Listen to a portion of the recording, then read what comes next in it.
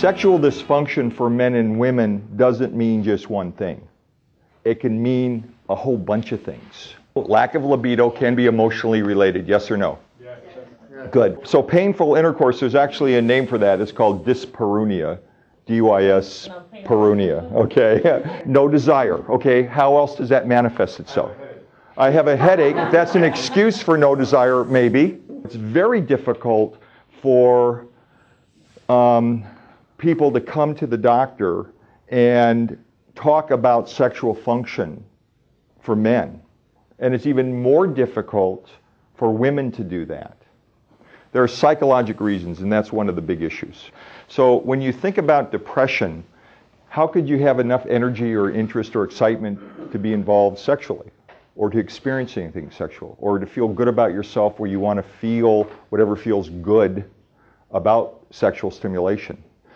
People can be turned on by touching. There are receptors that we feel something in areas that can be stimulated, physically stimulated by touching, stroking, whatever. We have a nerve impulse that goes up the spinal cord to the nerve, to the brain. It's, oh, I'm being turned on. Okay, so corpora cavernosa, this is a cutaway view, and the tube that we urinate through, not all of us collectively, but individually, called the urethra. And those are the three chambers of the penis, okay? So we take a side view, and the left and right, what are you laughing at? This is anatomy. You are so immature. So we've got the corpora, cylinders, left and right, and then at the bottom there's the urethra, the tube that we urinate through. What are the things that cause blood flow problems? Smoking is probably the single most significant offending event in cutting down blood flow. 80% of the time when we talk about physical problems, not psychological problems, 80% of the time at least there's a component of blood flow. But blood flow is the most significant category, the most common because of our American diet or Western diet. Stresses can affect it, heart problems can occur, everyone's on certain medications. The other aspect is we talked about lubrication. Vaginal lubrication is very, very important. Vaginal dryness can occur for a lot of reasons, but one is lack of blood flow. The vessels in the vaginal tissue need to be engorged, need to be upgraded, need to be dilated, and there's a what we call a transudative lubrication. All that means is that with increased blood flow, the tissues weep fluid that is necessary for friction and comfort during intercourse. Hormones, in addition to psychological issues, neurologic issues, vascular issues, hormones, and all the things that we talked about for sexual function are involved with this. This is really the foundation of everything we do with sexual function.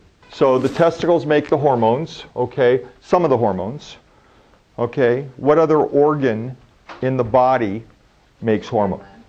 Adrenal gland. It's a gland that affects other sex hormones. It's men and women have it. It's an organ that is actually away from everything else. It's right over the kidneys. It has nothing to do, I mean, you wouldn't think it's not by any areas that are stimulated. It's by the kidneys. They're called adrenal glands. Is testosterone, we see it in men, right? Do we see it in females? So the ovaries produce testosterone, the testicles produce testosterone. Testosterone is a hormone that both men and women have, male and female. Estrogen is another hormone that is a sex hormone that male and females have. Testosterone is a muscle building hormone. So you see a guy like me and says, Jesus, that guy's on huge amounts of hormones. Look at the way he's built. That puppy's ripped, all right? Did they say that? No. So once we've categorized, once we've diagnosed, how do we treat? Viagra, and what are the other ones? Cialis, and what else?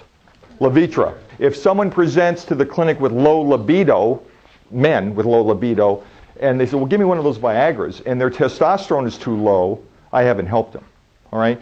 So pills, these pills work in a very specific area. It increases blood flow. That's it. If I misdiagnose a blood flow problem in the penis, I have missed the opportunity to tell that guy that what? He can have a heart attack. Those pills are great, How often do they work?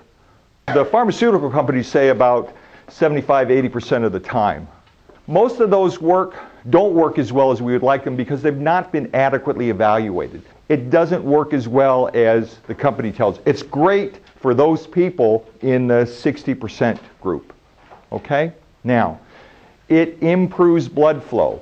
It improves the blood going in.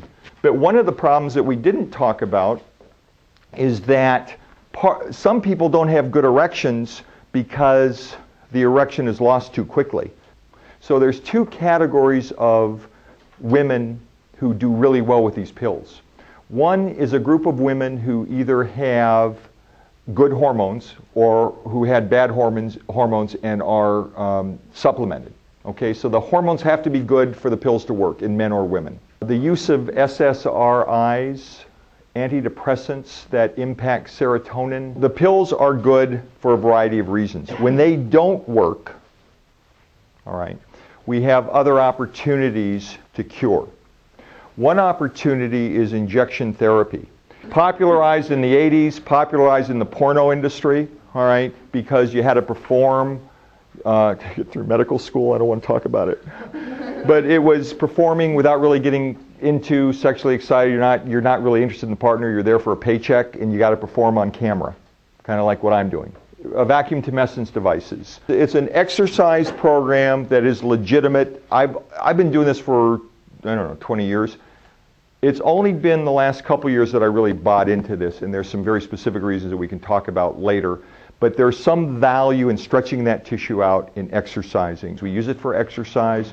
About 20% of couples who are occasionally sexually active, who don't want to try other medications, who won't really want to do anything else, can use this and have an artificial erection.